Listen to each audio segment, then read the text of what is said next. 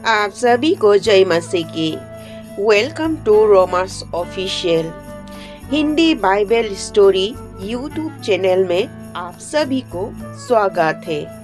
आज के परमेश्वर के वचन है 2 राजाओं अध्याय 5 1 से 27 पद तक।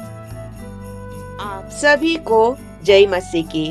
हेलो फ्रेंड्स, नमस्ते। Welcome to Roma's official. आज के पवित्र वचन है 2 राजाओं अध्याय 5 1 से 27 पद तक। परमेश्वर के वचन आरंभ है। विषय में है नामान कोढ़ी का शुद्ध किया जाना।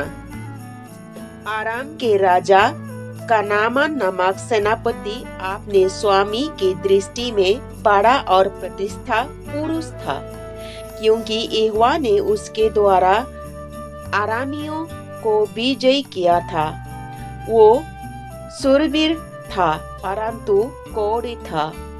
आरामी लोग दल बांधकर इज़राइल के देश में जाकर वहां से एक छोटी लड़की बंदी बनाकर ले आए थे और वो नामान की पत्नी की सेवा करते थे। उसने अपने स्वामिनियों से कहा, यदि मेरा स्वामी सोमरोन के भविष्यद्वक्ता के पास होता तो क्या ही अच्छा होता, क्योंकि वो उसको कोढ़ से चंगा कर देता। तो नामान ने अपने प्रभु के पास जाकर कह दिया। इसीलिए इज़राइलों की लड़की एक प्रकार कहती है, आराम के राजा के कहा, तू जा, मैं इज़राइल के राजा के पास एक पत्र भेजूंगा। तब वहाँ 10 किक्कड़ चांदी और 6000 टुकड़े सोने और 10 जोड़े कपड़े साथ लेकर रवाना हो गया और वो इज़राइल के राजा के पास वहाँ पत्र ले गया, जिसमें यह लिखा था, जब यह पत्र तुझे मिले तब जानना कि मैंने नामान नामक अपने एक कर्मचारी को तेरे पास इसीलिए भेजा है कि तू उसका कोढ़ दूर कर दे। यह पत्र पढ़ने के इज़राइल के राजा ने अपने वस्त्र फाड़े और बोला, क्या मैं मारने वाला और जिलाने वाला परमेश्वर हूँ कि उस पुरुष ने मेरे पास किसी को इसीलिए भेजा है कि मैं उसका कोढ़ दूर करूं। सोच विचार तो करो, वहाँ मुझसे झगड़े का कारण ढूंढता होगा। यह सुनकर कि इज़राइल के राजा ने अपने वस्त्र फाड़े हैं, परमेश्वर के भक्त एलीशा ने राजा के पास कहला भेजा, तूने क्यों अपने वस्त्र फाड़ा है? अब वो मेरे पास एक तब जान लेगा कि इज़राइल में एक भविष्यद्वक्ता है। तब नामान घोड़े और रथ समेत एलीशा के द्वार पर आकर खड़ा हुआ। तब एलीशा ने एक दूत से उसके पास यह कहला भेजा, तू जाकर यरदन में 7 बार डुबकी मार, तब तेरे शरीर यजो का त्यजो हो जाएगा और तू शुद्ध होगा। परंतु नामान क्रोध हो यह कहता हुआ चला गया, मैंने तो सोचा था कि अवश्य वो मेरे पास बाहर आएगा और खड़ा होकर अपने परमेश्वर यहोवा से प्रार्थना करके कोढ़ के स्थान पर अपना हाथ फेर कर कोढ़ को दूर करेगा। क्या दमिश्क और अबाना और परपर नदी इज़राइल के सब जलाशयों से उत्तम नहीं है? क्या मैं उनमें स्नान करके शुद्ध नहीं हो सकता हूँ? इसीलिए वो क्रोध से भरा हुआ लौट कर चला गया। तब उसके सेवक पास आकर कहने लगे, हे हमारे पिता, यदि भविष्यद्वक्ता तुझे कोई भारी काम करने को आज्ञा देता तो क्या तू उससे न करता? फिर जब वो कहता है कि स्नान करके शुद्ध हो जा तो कितना अधिक इसे मानना चाहिए। तब उसने परमेश्वर के भक्त के वचन के अनुसार यर्दन को जाकर उसमें 7 बार डुबकी मारी और उसका शरीर छोटे लड़के के सा हो गया और वो शुद्ध हो गया। तब वो अपने सब दल बल समेत परमेश्वर के भक्त के यहाँ लौट आया और उसके सन्मुख खड़ा होकर कहने लगा, सुन, आप मैंने जान लिया है कि समस्त पृथ्वी में इज़राइल को छोड़ और कहीं परमेश्वर नहीं, इसीलिए आप अपने दास को भेंट ग्रहण कर। एलीशा ने कहा, यहोवा जिससे सन्मुख में उपस्थित रहता हूँ उसके जीवन के शपथ में कुछ भेंट न लूंगा। और जब उसने उसको बहुत विवश किया कि भेंट को ग्रहण करे, तभी वो इनकार ही करता रहा।